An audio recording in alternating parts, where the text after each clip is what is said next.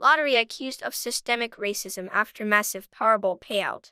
A CNN piece on Wednesday spoke with critics knocking the lottery system as a form of systemic racism that targets poor Black and brown communities across America. The largest Powerball jackpot lottery ticket ever was recently sold in Altadena, California, with one lucky resident winning a historic $2.04 billion. The odds were 1 in 292.2 million.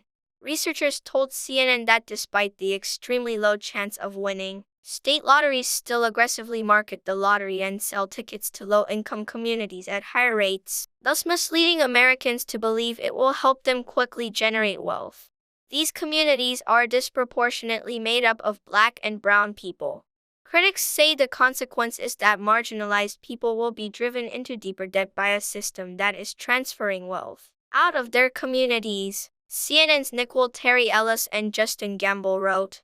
Les Bernald, the national director of Stop Predatory Gambling, called the lottery a form of consumer financial fraud and a form of systemic racism. According to the research, lotteries are a regressive service, with low-income groups paying larger chunks of their budget on games versus their wealthier counterparts.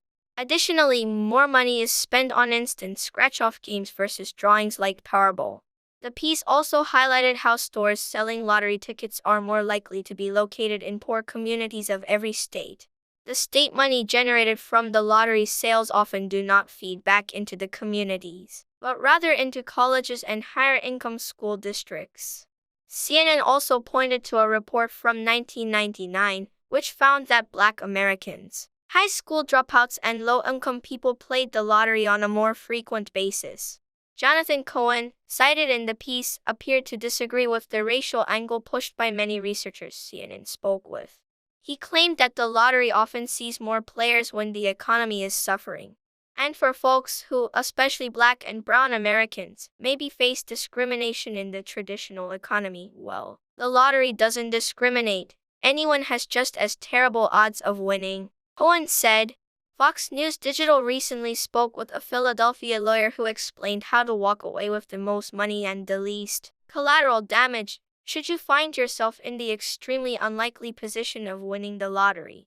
Andrew Santana, co-chair of the corporate department at Philadelphia law firm Fox Rothschild LLP, said not to sign the ticket until you fully understand whether you or the signatory's information will become public. It is important not to tell anyone, other than an attorney engaged specifically to assist in claiming the prize, he said, and the people with whom you jointly purchased the ticket, if any. If you want to remain an anonymous winner, and you're working with an attorney to maintain anonymity, it's best to keep your normal routine until you're prepared for questions about the prize, he also said.